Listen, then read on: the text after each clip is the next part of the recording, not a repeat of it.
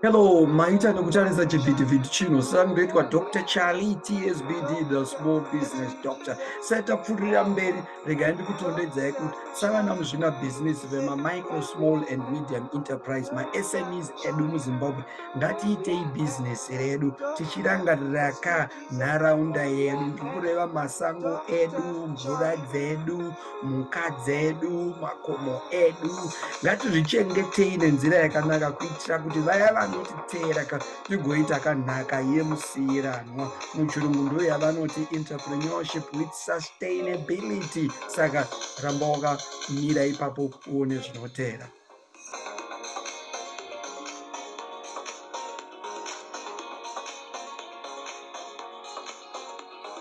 Jamba, jamba, skidira, jamba. Hey, thank you very much for watching this video cast. My name is Dr. Charlie Sbgz, the small business doctor. And before I proceed, let us consider our environment as entrepreneurs. Be it our grass, be it our mountains, the vegetation itself, the flora and fauna. This is very important so that we pass to our generation in good state these natural resources so that it is good for posterity. For those hanging there so that we get to know more about Sbgz. Watch on. Sbgz, yeah, we are Dr. Charlie. Yeah, we are Dr. Sbgz, yeah, we are Dr. Charlie. Yeah, we are Dr. Jamba, jamba, jamba, jamba.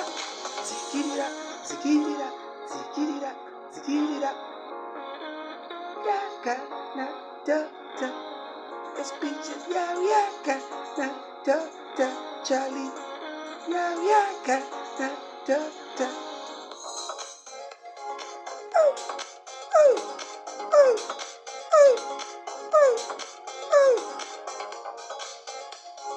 Jamba, jamba, zikirira, zikirira, zikirira, zikirira. Jamba, jamba, zikirira, jamba, zikirira, zikirira. Jamba, jamba, jamba, jamba. To the left, to the right, to the left, to the right, to the left, to the right, to the left, to the right. Yaka na Dr. Charlie. Yaka na Sbgz, yeah, na Dr. Charlie. Yaka na Dr.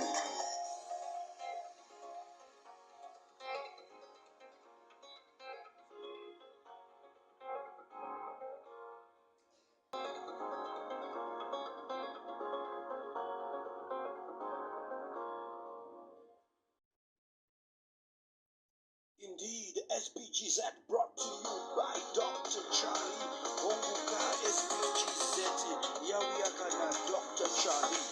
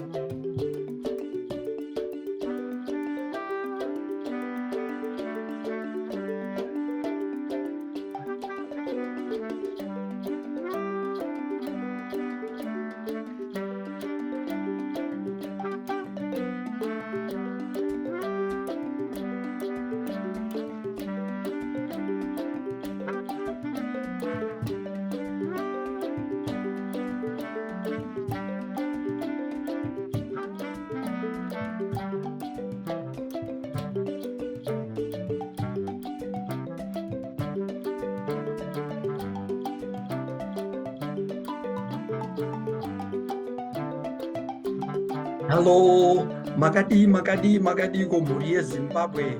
mazvita nekutarisira chivhitivhiti chino. Zita rangu ndinoitwa iro Dr. Charlie TSBD, the Small Business Doctor.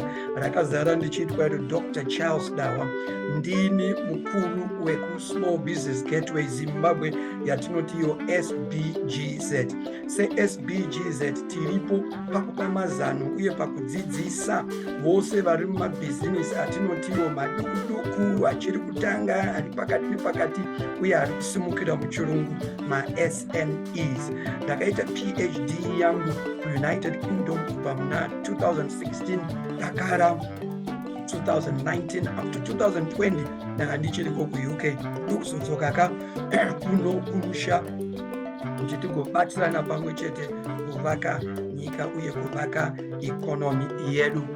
Voice rangu wants to betray me there.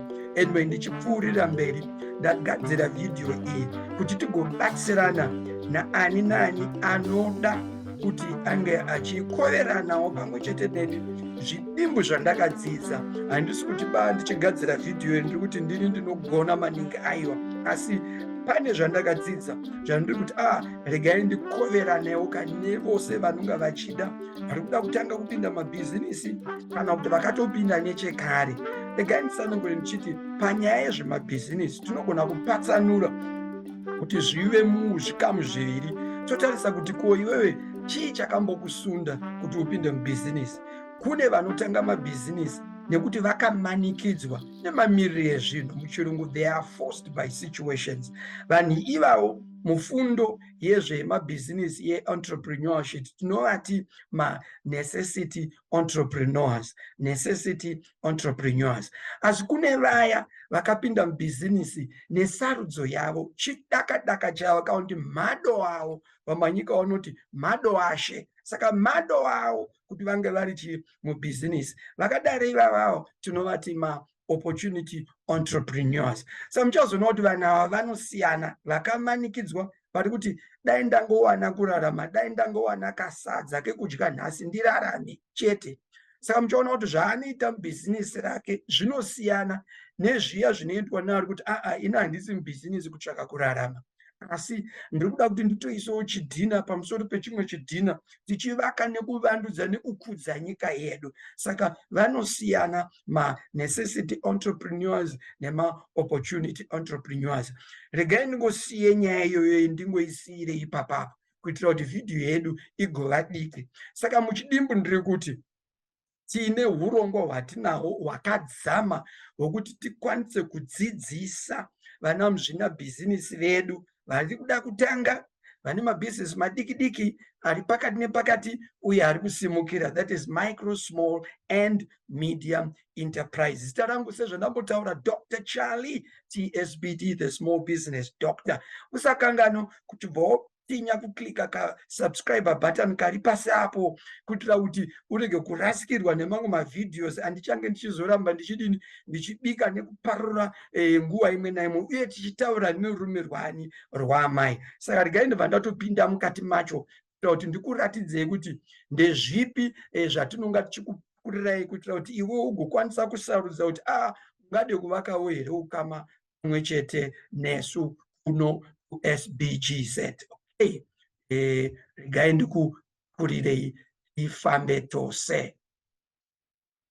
Right. Saka ndiyo slide yedu yekutanga iyoyi. Sezvo muri kuona address yedu yomuHarare, email address ndiyo sbgz2022@gmail.com.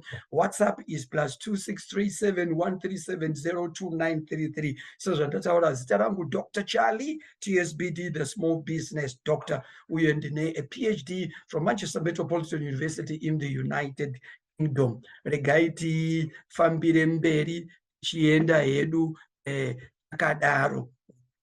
Next slide iri kutaura kuti zvamakuzoona apa ndo maservices akasiyana siyana amunokwanisa kunga muchibatsirwa nawo tikaita ukama neni. Mufananidzo muri kuona undini uyo ndiye Dr. Charlie wacho iyeye.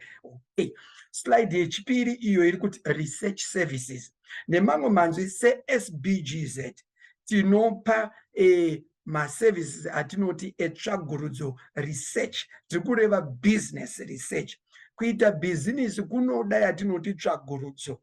Vakawanda vanongoerekana nekungoti mangwana chaiwo toda kutotanga bhizinesi. Variko vanhu vakadaro, vamwe vanobudirira asi vamwe zvinozovaomera. Asi kana tichitarisa nyaya yezvekuita bhizinisi nemazvo, kunokurudzirwa kuti munhu ngaatange bhizinisi mushure mekunge aita tsvagurudzo. Tsvagurudzo iyoyo ndiyo yatiri kuti research.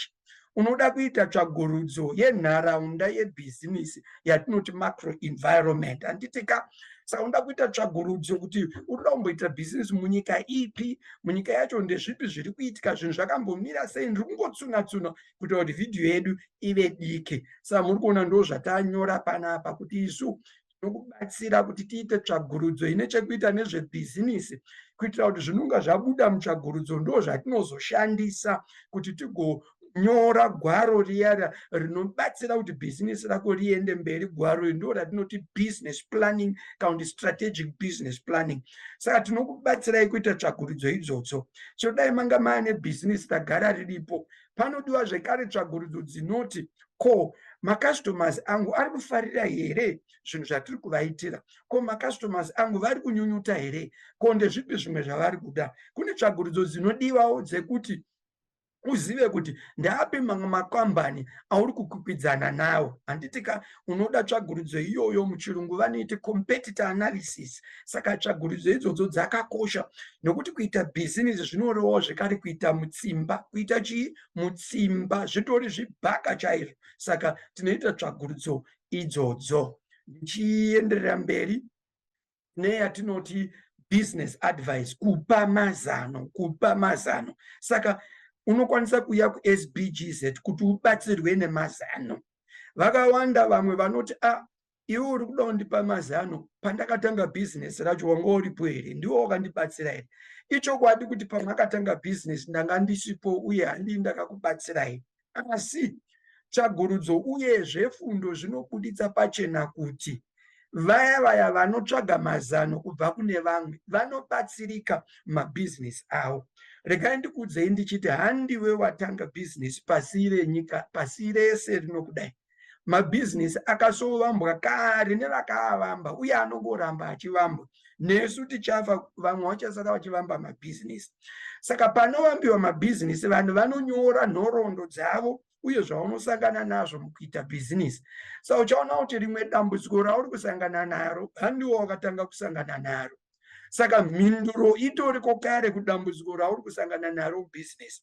Kakawanda patinoverenga mapepanhau kana patinonzwa muzvivhitivhiti kana mumadzimudzangara kunzwa kuti muzvina bhizinesi akati azviuraya amwa rogo, chikonzero bhizinesi rakanga raakuita zvikwereti kana pane zvisina kufamba zvakanaka mubhizinesi. Tiri kuti haufanirwi kuzviuraya iwewe nekuda kwebhizinesi kana nekuda kwematambudziko auri kusangana nawo mubhizinesi. Uya tigokupa mazano. Uye variko vamwe vanofunga kuti bhizinesi ribudirire anofanira kundoromba kana kundouraya munhu. Bhizinesi haridi kuromba, haridi chikwambo. Uya kuSbgz, uya utaure neni, uya utaure naDr. Charlie TSBD, the small business doctor. Tokubatsira, tokupa mazano. Uye kazhinji haasi munhu wose ane mazano ose ekuti ruzivo rwose anarwo rwokuvamba bhizinesi, rwokurikudza, rwokuruvandudza. Saka ukauya tinokubatsira maringe zvakadaro. So usanetseka hako. Next slide. Kuti iyo company board support. Company board support. Company board zvinoreva kuti bhizinesi rako rikure, kunyanya vaya vanoda kuti bhizinesi ravo rikure uye vagova contributor zvakanyanya kana kuti vagova vane chekuitawo zvine mutsimba mukuvaka kwenyika yedu, zvatinozoti muchirungu contributing to our national GDP. Unoda kuti bhizinesi rako ringa rine atinoti management board kana kuti company board of directors kana kuti dare rinotungamirira mafambisirwo akanaka ebhizinesi rako. Saka maSMEs mazhinji haanyatsonzwisisa kuti ko chinombonzi board of director chii kana kuti ndinoumba sei dare iraro. Ndiri kuti vakawanda kune mukutaura kwandaa ndichiita variko vamwe vanoziva, asi kune mhomho yakati wandei isinganzwisisi kuti ko chii chandingaita kuti pave nedare rinotungamirira mafambisirwo akanaka ebhizinesi rangu. Saka ndo zvatinodzidzisa izvozvo. Muchirungu vanoiti corporate governance, setting up a board of directors, management boards. Uye chimwe chinhu chakanyanyokosha ndechekuti ma-SMEs edu sekuzviwaka munoita mazhinji acho mabhizinesi emhuri. Muchirungu, these are family businesses. Saka chinhu chakakosha kuti ukwanise kuuya kuti tigokudzidzisa kuti ungaita sei kuti uve nedare rinotungamirira a family business yako. You need what is called a family business charter. At the same time, you also need a professional board inotungamirira business rako.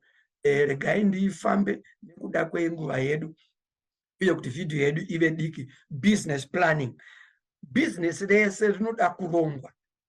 Haisi nyaya yekungoti ukangofunga zano uri kugeza hako uri mushawa ubva wangofunga. Munoziva mazano anongouya akachero panguva yaawira uri kutogeza hako, pamwe wakatoruma sipo uri kugeza. Aiwa, haisi nyaya yekuti zano riya rauya ndakaruma sipo kana rauya ndichidya bhanana saka rinotoita. Nekuti zano rinogona kuuya richinakidza but harisi zano rose rinonakidza rinozokubuditsira mari.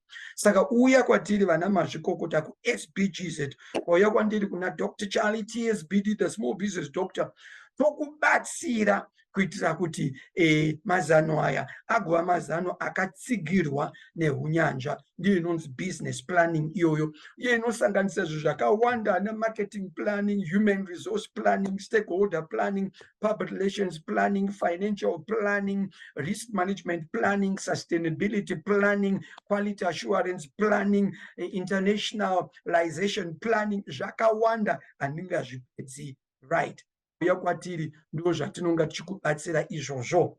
Kwakuya marketing support. Marketing support, vana muzvinafundo pasi renyika yese vakaona izvokuti ma-SMEs edu, rimwe dambudziko guru kuma-SMEs edu inyaya ine chekuita nemarketing. Nemamwe manzwi, vanhu vanokwanisa kugadzira zvinhu zvavo asi voshaya kwekundozvitengesera.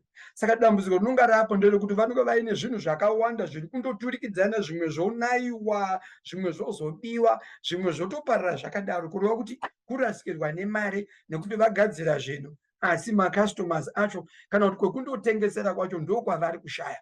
Vangadai vachiweza maturi, kuveza minyaka, kuruka mabhasiketi senge tiri kwedu kuno kuManicaland. Munoziva tikadzika apa tichienda Chipinge chedu tinoona kwese tikadarika naChakowana Bechina, vanhu vanonga vachiruka art craft design yayo vanoshaya kuti vanonozvitengesera kupi. Kana vanga varimi varima mafulawa kana zvavarima vanoshaya kuti saka vonozvitengesera kupi. Saka marketing support tinobatsira pakuita research yacho nekukubatsirai kuti mungazvifambisa sei kuitira kuti zvinhu zvenyu zvamuri kurima kana kuti zvamuri kugadzira zviwane makastoma. Kana kuti unogona kunge uri business wakangozvimirira, you are just an individual business on your own. Zvichidai mune shop, munoenda muchinotenga mbatya kuTurkey kana kuChina kana kutenga makombiyuta, but munoda kuvandudza kuitira kuti market yenyu ikure. Tinokubatsirai tichiita saizvozvo. Okay. Another service yatinopa ndiyo yakanzi managing people. Nemamwe manzwi kutungamirira nekubata vashandi nomazvo. Regai nditi pamidziyo yese nezvinhu zvese zvamunazvo mukambani menyu, mungadai muine dzimotokari, mungadai muine equipment, mungadai muine makombiyuta, midhuri, maofisi akawanda zvii. Midziyo yese iyo muchirungu tinovati ma-assets akakosha. Asi vana muzvinafundo uye ongororo inotaura iyo kuti hakuna chinopfuura mushandi. Nekuti kombiyuta yega hapana chainogona kukubuditsira kana pasina mushandi wacho. Rori rega gonyeta hapana zvarinogona kuita kana pasina mushandi wacho achadhiraivha nevachandorodha zvidhina kana simende kuti mudhilivhari. Saka mushandi chinhu chakakosha pabasa rako. Saka nyaya iripo ndeyekuti unobata vashandi sei. Saka maona taita vara rinoti teamwork iro handii muri kupawana. Saka tinodzidzisa mabatirwo evashandi akanaka nemazvo kuitira kuti vashandi vako ndo makastoma ako ekutanga. Haugoni iwo kufadza makastomers ari kunze ausingazivi, iwo usingafadzi customer yako yekutanga anova mushandi wako. saka mukauya kuSbgz mukauya mukataura neni Dr. Charlie TSBD the small business doctor, tinokubatsirai nenzira dzakakwenenzverwa dzekubata vashandi nemazvo. Counting and managing finance, muri kuona kamari yomula mare ngei tiri mubusiness, mhinduro imwe chete pasi rose inofanana kumunhu wese. Vanhu vanopinda mubusiness nekuti vari kutsvaka chii? Mare, mula, wealth. Munhu wese unoda kugariswa mare. Saka kune vamwe vekuti akatogadzira chikochikari chake achitobhadharwa kudai, akutotenga chingwa, akutotenga kutopeya, akutorya. Achingobhadharwa kudai, maybe bhodha raagadzira, kana kuti mugomo, kana kuti bhara raawelda, akutotenga hembe, akutoti ndakuenda kulepadhuro kuti akutodai. Tikaita bhizinesi tichidaro rinobhuroka, nekuti mari iri kupinda neiri kubuda hapana pedziri kunyorwa zvichirekodwa. Hapana mabhuku anotaura kuti mari iri kupinda, yakapinda uye yaipinda ichibva kunani uye zvaita sei. Zvese zvinongoiswa mumusoro woita kunga ndiwo calculator. Pamwe pacho akutokangana kuti wakakwereta ndiani. Saka tiri kuti mukauya kwatiri kuSbgz Small Business Gateway Zimbabwe, tinokubatsirai nenzira dzakakwenenzverwa dzekuti mungafambisa sei nyaya yekupinda nekubuda kwemare mubhizinesi renyu. Haisi nyaya yekuti endai kuchikoro munoita degree, tinokudzidzisai zvinoenderana kunyange noruzivo rwamagara munarwo, tokubatsirai uye kuita mareturns. Handitika tinokurudzira vanhu vanoita mareturns, haisi nyaya yekutiza, toda kuvaka nyika yedu. Chinhu chakatonaka kana wakarejistwa nezimura, uye tinotozvikurudzira nekuti unowana matenders. Panozonzi paya toda matenders, unomawana kana wakarejista nemabazi anonzi unofanira kunge uchirejista nawo nehurumende. Asi hatikumanikidza, asi tiri kuti ikurudziro yedu. Saka ndozvimwe zvatinoita zvekare izvozvo. Mabudgets, pamwe pekuti unokwereta kubank, vanokuti tipei business plan, tipei macash flow, tipei ma3-year historical statements enyu, tipei ma3-year forecast enyu. Zvose izvozvo tinokubatsirai kuitira kuti munge muchikwanisa kuwana mare nemamwe mainvestors. Teerere nyaya skills training. Handii muri kuona izvozvi kare taisongodzidzisana kana tiri pasi pemuti, totogarira zvidhina zvedu, tototora matsito, totonyora. Asi takasvika nguva yekunyora nechoko. Handiti tikazosvika taamumaclassroom chaiwo, iye zvinoonai vanhu taakudzidzisana kunyange tiri miles and miles different apart. Hatisiri kuonana, hatisiri tese, asi taakutoonana pazvivhitivhiti tichitodzidzisana. Izvi zvatiri kuita izvi ndo yavanoti digital technology. Saka taamu21st century, yangozara zvidigital technology. Mese manguchiziva taisotumira tsamba nemabhazi, kuti bhazi ramundondo mariona here, bhazi ramusabaya, bhazi rachingaira, bhazi ramverechena, bhazi ratenda, ndikutaura mabhazi atinoziva, bhazi ramatambanadzo, totumira tsamba. Batiko zvino hakusina mapost office edu, mukataura nyaya dzetsamba dzavashoma nekuti taakungonyora pamawhatsapp, tikangonyora pawhatsapp zvatoita. Saka tinokudzidzisai skills training kuitira kuti maemployees enyu ave nemaskills anodiwa anoenderana nenguva. Handitika zvakafanana nekuti pavashandi wako waakuda kuketa vamwe vacho kuti vave masupervisor, vamwe vacho kuti vave maforomani. Saka inonzi supervisory development nemanagement development. Zvese izvozvo tinokutrainai, kubatsirai. Next one is business growth. Ndambotaura ndikati vanhu vanopinda mubusiness nezvikonzero zvakasiyana siyana. Kune vamwe vanoti kana vapinda mubusiness ravo havadi kuti rikure, kana kupa muenzaniso wokukura, ngatiti business inogona kunge rine vashandi 3.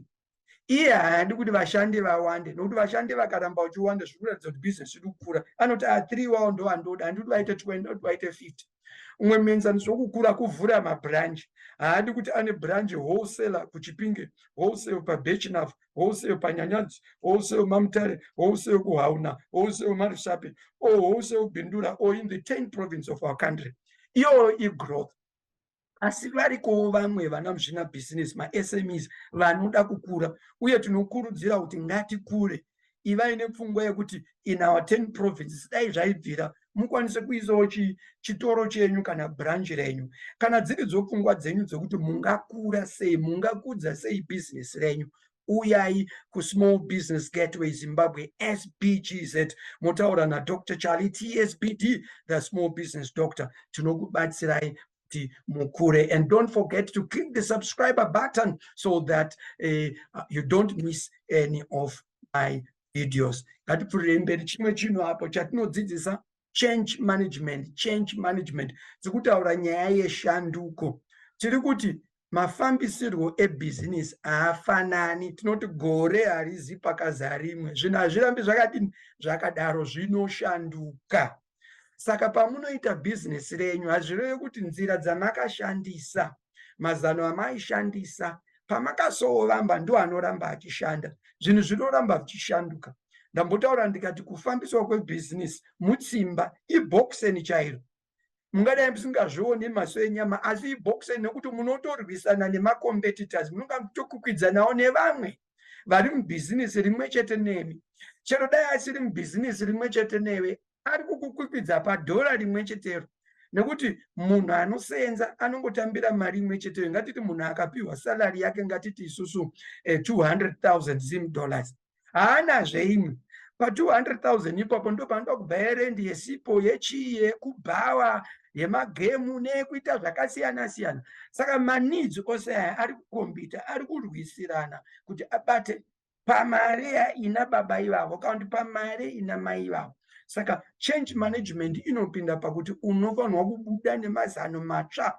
Ndosamuchiona chero mudzimba vana mai vanozviita, vanochinja machira emasofa, vanochinja design yemasofa. Change management yemumba kuti murege kubhowa, vanochinja setup yemubedroom. Saka it is the same thing kubusiness. Tinoti kune inonzi change management. Saka mukauya tinokudzidzisai mukwanise kuziva kuti change management yakamira sei. Kwakuya back to learning, ndo mamwe maservices atinopa iwayo. Back to learning tiri kuti isusu makasobva kuchikoro kare, hazvina mhosva pamakagumira, asi musaguma kufunda. Kufunda hakuna zero, ingadai ma55, 65, 70, 80 sekuti dzokerai kuchikoro, uyai kuno kuSbgz. Hamunyori mazamanishoni ayo, tinokudzidzisai tichikupai zvidzidzo zvinobatika, zvatinoti practical coaching, practical teaching. Handitika zvinongotora just 5 weeks chete. After 5 weeks totokupai certificate yenyu just for 5 weeks, kwete every day. Kamwe pavhiki for 3 hours per week. 3 hours per week mouya nokudzidzisai zvinhu zvinoenderana nebhizinesi renyu, kana kuti how can I solve my problems ari mubhizinesi rangu, ko ndingagadzisa sei matambudziko ari mubhizinesi rangu, ko ndingabude sei nemasupervisor nemaforomani. Zvakawanda matopics acho atinodzidzisa. Back to learning iri ngoti muzvina bhizinesi, uya udzokere ufunde, chikudzidzisai zvokupai certificate. Then tine yatinoti Sbgz monthly SME networking. Kureva kuti kamwe pamwedzi wega wega, kamwe pamwedzi wega wega tinosangana panzvimbo yatinonga tatenderana mumaguta akatekesherana nenyika yeZimbabwe. Tosangana ipapo tichidya zvedu, tichinwira nekudya mutsege nezvimwe zvakadaro, nekutsenga matehwe edu neharwa whatever. Tichingokurukurana savana muzvina bhizinesi. Inga tinotaura chitiwani, zvikomo zvinopana mute. Usaite business uri wega, don't do business alone. Saka zvakakosha kuti uve nhengo yeSbgz, kuti kuti tinge tichizoonana. Patinotadza kuonana paya face to face, tikatadza kubhuka a whole imba yatinonga tati ngatisangane pakati, tinokwanisa kusangana izvo pazvivhitivhiti izvi. Topana link yacho, tichishandisa mazoom kana ana Google Meet, hazvimbonetsi, kungoklika kudai tobva tatoonana tiri 20 tiri 50 saizvozvo. Tinogona kuitawo zvekare yatinoti Facebook live streaming. Facebook live streaming vazhinji vaakuiziva. Kureva kuti unongoenda paFacebook yako, unobva watondoona ndichitopa chidzidziso ipapo. Saka maSbgz monthly SME networking. Saka kana uchida kuti uzojoina monthly networking, ndapota ndinyorere email pasbgz2022@gmail.com kuti ugopindawo mubusiness networking. Uye tinokupawo mukana about 5 to 10 minutes dzekuti ushambadzewo business rako. Next one is regional and international business linkages. Regional and international business linkages. So zvandambotaura ndandiri kuUK, kuManchester, tine ma-connections handinawo, tinewo ma-connections amwe handinawo kuSouth Africa, kuBotswana nekuNamibia, vana Tanzania, vana Zambia, vana Malawi. Saka tiri kuti and Kenya as well as Uganda ndokwatine ma-connections ikwako. Saka tiri kuti iwewe kana uchidawo iwo kuconnectwa, uri munhu anoti hey, ndakuda kubuditsa bhizinesi rangu riende kunze kwenyika, riende muregional. Handiti kaunti ndiri kudawo, hapana here mumwe wandinganetwekawo naye ari kuAmerica, ari kuUK. Tinobatsira kufacilitata maregional and international business linkages zvichienderana nezvauri kushuwa iwowo kuti zvinge zvichizadzikiswa mubhizinesi rako. Ndo zvimwe zvamunozobatsirikana nazvo. And then tichipfuurira mberi, business conferencing, kuitwa kwemaconference. Mese maconference munoaziva, akakuna ana SADA conference, maconference munoaziva. Saka tinoita conferencing inonga iri local yemuguta iroro, let us say Chipinge SME conference or Mutare SME conference or Rusape SME conference, kana kuti Harare, kana kuti Bindura, kana kuti Bulawayo. Asi tozoita a national conference yekuti inounza vana muzvina business, ma-SMEs ari kubva to the 10 provinces. Kwakuya an international SME conference yekuti inonga itoriwo nevana muzvina business, ma-SMEs ari kubvawo from region yedu. Okay, ndo zvimwe zvatinoita izvozvo. Ndakusvika pakupedza. Then tine yatinoti iyo e-business directory listing.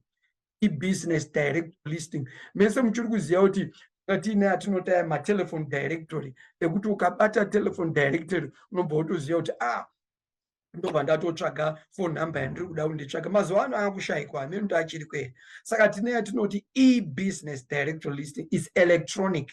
Nemamwe manzwi tinoti iwewe uya nebhizinesi rako, tiudze kuti munowanikwa kupi, kero yako, address yako, email yako, website yako, nezvese zvako. Handiti tinobva tazviisa isusu pachivhitivhiti chedu. Tine yatinoti Small Business Gateway Africa, iri kuunza ma-SMEs anonga achida, hatisi kuti SME, asi tiri kuti anoda kuita ukamaneso. Saka inonzi iyo Small Business Gateway Africa. Saka muSmall Business Gateway Africa imomo mune Small Business Gateway Southern Africa, East Africa, West Africa, Central Africa, North Africa. Handitika, saka iwewe tinozonokutsvetawo kana uri muSouthern Africa, tinonokutsvetawo kuSouthern Africa, so that vanhu pavanoti toda kuona ma-SMEs ari muSouthern Africa, unonopinda ikoko nokuti Zimbabwe iri chii, iri muSouthern Africa. Saka tinokulista tobva tati ndiwe muzvina bhizinisi anowanikwa kupi muZimbabwe, notable SMEs. Vanhu vanokutsvaga vokuona. Nditika tichipfuurira mberi, next one is podcasting support. Podcasting zvakafanana nezvinoita ma-DJs edu muradio, vachitaura, vachiridza mimhanzi, vachitaura nhau dzakasiyana siyana. Saka kune inonzi podcasting, kureva kuti iwe unotiudza kuti bhizinesi rako rinonzi chii, riri kubva kupi, nezvipi zvauri kuda kushambadza. Pano kuti uende kuredhiyo nekutivi zvinova zvinodhura, ukauya kwatiri tinokubikira chirongwa chako iwewo chobva chateererwa nevanhu vanoteerera panhepfenyuro yedu. Kana wada ndikutsvaka rimwe zita randingashandisa, haisi nhepfenyuro yekurejistwa yakarejistwa nelicense, asi inotepfenyura pazvivhitivhiti sezvinongoitawa naFacebook, vanotepfenyura. Saka muchirungu tinoiti iyoyo podcasting. Pamunonga makuzoteerera muchatonzwa mamwe mapodcasting emamwe makambani atonga achibatsira. Saka kuti unzwise zvizere, chingondibata kutsanangurira kuti podcasting inobatsira chii bhizinesi rako. Next one is SME business life story. Zvamuri kuona apa kuti business life story. Imi mese munozviziva kuti patsika dzedu tine tsika inonzi ngano. Handizivi kana mazuva ano tichiri kuzviita, kana tisingazviiti tiri kurasikirwa netsika yakanaka. Nyaya yekutaurwa kwengano ndo technology, kana kuti ndo nzira yakakosha yataitambidzana pasi chigare. Nekuti nhasi uno mwana anoudzwa nasekuru kuti muti uyu unorapa chakati, anoudzwa nambuya unorapa chakati. I-life story iyoyo apedza ozotaurwa futi ngano yaibva yadzidzisa.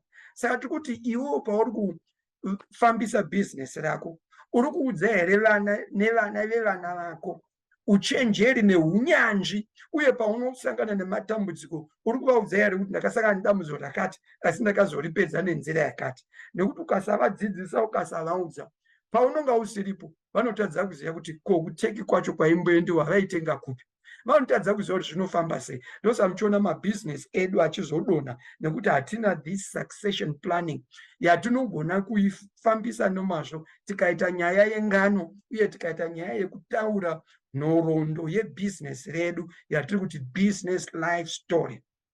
Nhasi uno ngatibvunzei vana vedu vari kuenda kuzvikoro, ingava kuprimary, secondary, university, kuti mabhuku mangani avanoerenga ane chekuita nezvebhizinesi, mabooks ebusiness management. Avachaverenga pachinzi tiri kuerenga nezvebhizinesi ravadahwa, kana kuti tiringotaura mazita, kana kuti ravagapuza, kana kuti ranhingi, kana kuti rachihwa, kana kuti ranyati. Hatina mabhuku iwawo nekuti isusu hatisi kutaura nhoroondo yedu. Saka muchaona kuti vana vedu muZimbabwe uye muAfrica yose, tikamuti taura muzvina bhizinesi waunoziya, anoti Bill Gates, anotaura kuti Jack Ma, anotaura vamwe vana muzvina bhizinesi vari kunze kweZimbabwe uku. Hatisi kuti havasi vana muzvina bhizinesi, asi tiri kuti tiri kupedza nguva tichitaura vana muzvina bhizinesi vekune dzimwe nyika, tisingatauri vana muzvina bhizinesi vedu muno muChipinge, vedu muno matonhora eMachangadzi, paNyanyadzi, paBechnaf, vedu muno maMutare, Chikonzero. Ivo vacho vari kuita mabhizinesi muno maMutare, havadi kutaura rungano rwavo. Tiudzeika kuti makambochifambisa sei, kuitira kuti tigodzidzisawo vari kukuteverai mumashure. Naivo vanobva vaitawo vatinoti chii, imi munonga mava a role model. Ivo vakutoti when I grow up I want to be like Mr. Ningi. Handidi kutaura mazita evanhu, munonga makuzondisunga, asi tiri kuti fungai vana muzvina bhizinesi vedu vatinoziva muZimbabwe.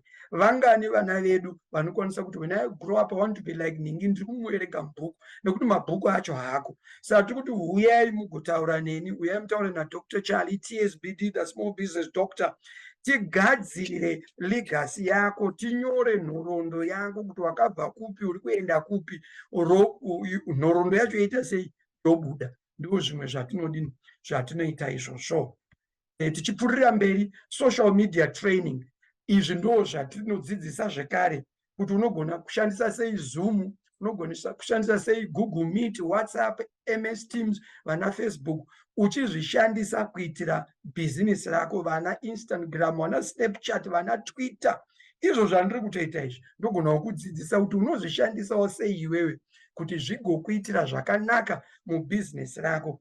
Pane kungoita WhatsApp yekutaura makuhwa, vamwe ndo vanotumira mifananidzo yevanhu vasina kupfeka, uchipedza data nezvinhu zvisina mahara. Tiri kuti huya tigokudzidzisa kushandisa social media kuti ikuunzire mare kubhizinesi rako. Zvose izvi unozviwana kuSbgz, Small Business Gateway Zimbabwe. Mina Dr. Charlie, TSBD, the small business doctor.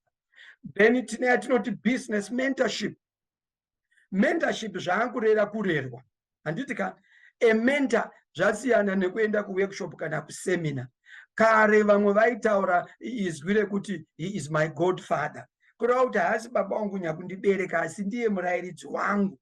Saka vanonga vachida zvimanikidzo, vanonga vachida vanoti Dr. Charlie, pane kuti ndingouye kuworkshop, pane kuti ndingouye kusemina kana kuconference chete kana kumonthly business networking, ndaakuda kuti imimi Dr. Charlie mubva maita chipangamazano changu, ndobva ndava emenda ndichibatsirana newe uchikura tichigoenda takadaro. Kana ndipo pacho pamama makakura kusvika pamuri, toramba tichichibatsirana makadaro. Handitori business rako ngerako, you are the owner of your business. Changu kuya kuzoti pane zvawanga uri kuita, wanga wambotarisa here pfungwa yakati, ko pfungwa yakati.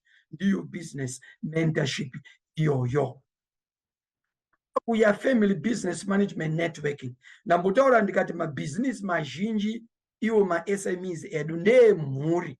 Saka aripo mamwe matambudziko atinosangana nawo nekuda kwekuti mabhizinesi edu ngeemhuri. Saka kunongo tagadzirawo dariro rine chekuita nemabhizinesi emhuri, family business management and networking. Saka mukauya zvakare kuSbgz tinokubatsirai nenyaya iyoyi. And ndasvika pakupedza, ndo maservices edu iwayo, sezvamaona akawanda chaizvo. Zvimwe zvacho handina kutaura zvakawandisa patinotraina, like vana performance appraisal, performance management, zvakawanda handingazvipedzi. Saka muchidimbu ndezvekuti wadii kufa nenyota makumbo ari mumvura, unongouya kwatiri toedza kubatsirana tozivisana. And then chatinowanzoita tinowanzotangira yatinoti business performance health test. Business performance health test. Tese tikaenda kwachiremba tinotorwa temperature neBP. Saka zvatinoita tikasvika pabusiness pako tiri kuya kuzotora temperature neBP yebusiness rako, tobva taita inonzi business performance health test. Business performance health test. Tikaiita iyoyoyo inobva yatibatsira kuti tinobva ipapo tichienda kupi. Saka kuti tiite zvose izvozvo sunungukai kutibata mukavhura akaunti inonzi iyo Business Support Services Account, BSSA. Business Support Services Account haimbodhuri, mukaivhura iyo totovaka ukama tatova vanhu vamwe chete. Ndichifika pakupedza, ezvinei mamwe maevents atinawo kuitira kuti munokwanisa kunga muchinyorawo mudhayari menyu mogorongawo kuti mukwanise kusvikira kana muchigona kusvikira. Tiri kuronga isusu kuzoita inonzi iyo Chipinge SME workshop. Mutaura ndikati workshop kudzidzisa kunonyatsokutsimbirira kuchipa vanhu maskills. Saka toda kurongera maSMEs ekuChipinge. Ndimo watiri kutotanga nemi, saka madhodha emuganga, ndombi dzekanyi takurangarirai. Handiti kana ndinobhuya ndinoreketa akadi, saka takurangarira ndimo yekutanga mugore rino patiri kuitira izvozvo kuti Chipinge SME workshop. Takurongerai Chipinge SME workshop patiri kuuya kuzodzidzisa kuti mungaisa sei kana kuti mungagadza sei atinoti macompany and management boards, yandombotaura inonzi corporate governance, uye maoperational systems and internal controls. Chinoita kuti mabusiness mazhinji apunzike ndechekuti panonga pasina atinoti muchirungu maoperational systems and internal controls. Hapana zvinhu zvakaiswapo zvinobatsira kuti tione kuti mari iri kupinda sei ichibuda sei, ninga ari kuita basa ripi uye achimangara kunani, uye ndiani ari kuzoona nekuongorora nekutaridza kuti basa raaita ariita nemazvo here. Zvakangofanana ngatei musha usina kutsigiswa. Handitika musha kana usina kutsigiswa kana pana kana jurawo, chero ani unondojamba, vana vanongobana mabhora, vanondoita chero zvavada. Saka tiri kuti kana paine maoperational systems internal controls, musha iwowo wakatsigiswa. Handitika chero mune zvemazuva ano uchitaura nyaya dzemainternet munonzwa kuchinzi vanhu vari kuheka, asi kana paine antivirus iri kuedza kudini kudzivirira. Saka corporate governance management boards dziri kuuya kuChipinge musi wa21 nemusi wa22, 21 and 22 March. Handitika 21 and 22 March from 9 a.m. to half 4. From 9 a.m. to half 4. Musi wechipiri uye musi wechitatu 21 and 22 March kuChipinge. Tichazodaidzira kuti tiri kusangana pakati. The reason why ndisina kunyora nzvimbo yacho ndekuti ndiri kuda kuti vanoda vacho vatange vandibata. Saka ndigoni kudaidzira kuti tiri kusangana pakati imimi vari kuChipinge musati mandibata. Saka kana muine shungu yekudzidziswa corporate governance, company boards, management boards, operational systems, internal controls for 2 days, musi wa21 nemusi wa22 March, vanoda vese vari kuChipinge ndibatei. Vanonga vandinyorera tobva taronga kuti tinosangana kapi, uye tinoda kuti zvinhu zvedu zvive zvakachipa kuti munhu wese akwanisa kusvikira. Hatidi kuti zvidhure maningi. Saka kuti zvirege kudhura, chakanyanyokosha ndechekuti mukazvitsvagira nzvimbo yenyu, munogona kukumbira kuchikoro kana kukumbira pamacouncil municipality halls mozvitsvagira chikafu chenyu. Tikaita zvekuda kundobhuka mahotera nevamwe vanoita zveevhendi, muri kwacho noguma wakudhura. Okay, asi kana muchida kubhuka izvozvo zvina kuipa sarudzo ndeyenyu. Then Harare SME workshop yekuHarare, Harare SME workshop yenyu tiri kuita musi wa28 nemusi wa29 March. Same workshop iyoyo tichaita kuHarare musi wa28 nemusi wa29 March, uye tinoitira paTel One Learning Center. Tel One Learning Center ndo patagara tichidzidzisira vari kuHarare, ndo nzvimbo yeduyo paTel One Learning Center, ingori padhuze nepa Harare Showgrounds. Saka 28 to 29 March ma-SMEs ari kuHarare anoda kudzidziswa company board of directors, corporate governance, operational systems and internal controls. Uya ikoko emovha mandibata kuti tizive kuti muri vangani. Tapedza todzoka kuno kumutare kwamutare ma-SMEs ese ari mamutare ma-SMEs ese ari mamutare vane chido chekudzidziswa corporate governance, company boards of directors, management boards, operational systems and internal control. Tosangana isusu musi wechipiri nemusi wechitatu 4 and 5 April 4 and 5 April. Nzvimbo yacho tichazoidaidzira kana vanoda vacho vandibata kuda kuti kana pasina vari interested workshop iyoyo hatiiti, asi kana kuine ma-SMEs ari mamutare anotoda kudzidziswa corporate governance, management boards, operational systems and internal controls, kuita kuti chero ukaenda kuDubai unoziva kuti bhizinesi rako rakanaka, kwete kuti uti aiwa ndofanira kuramba ndiripo nokuti vashandi vangu vangazondibira. Ukaona waine pfungwa iyoyo zvinoreva kuti kambani yako haina ma-operational systems, haina ma-internal controls. Handiti ka? Right, let's next one. Tine yatinoti Entrepreneurial Resilience SME Conference. Iya conference manje 2-day conference inounza vanhu vakawanda. Tinonga tiri kukoka ma-professors, ma-doctors, academia, ma-captains of industry, ma-government officials kuconference iyoyi. Saka yekutanga iyi ichaitwa mamutare. Entrepreneurial resilience zvinoreva kuti tingaita seiko kuti mabhizinesi edu arambe akashinga achiita mutsimba, nekuti globally pasi renyika yese maekonomi ari kurwadziwa. COVID-19 yakauya, Russia Ukraine war iriko, zvose izvozvo zviri kukanganisa mafambisirwo ebhizinesi. Muno munyika medu tatagara tine over a decade ikonomi yedu ichirwadziwa, saka mabhizinesi ari kudonha. Saka tinoda kuti tikurukure nyaya yeresilience. Resilience zvinoreva kuti kuramba wakashinga, kuruma mazino chaiko. Saka Entrepreneurial Resilience Conference tichaitira paManika Skyview Hotel mamutare Thursday 20 and Friday 21 April. Saka tanga yekutonyoresa, tanga yekutobhuka izvozvi munongondibata paemail kuti muri kuda kuuya titotange kunyora ipasi.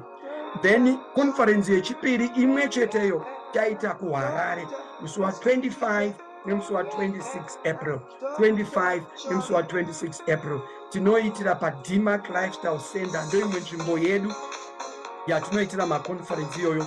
Last year takaita conference yakanakidza chaizvo paDimark Lifestyle Center. Saka vese vari kuHarare, ma-SMEs ese ekuHarare, tinokukokai musi wa25 nemusi wa26 April paDimark Lifestyle Center, Fort James Martin Road, Looking Southampton, Harare.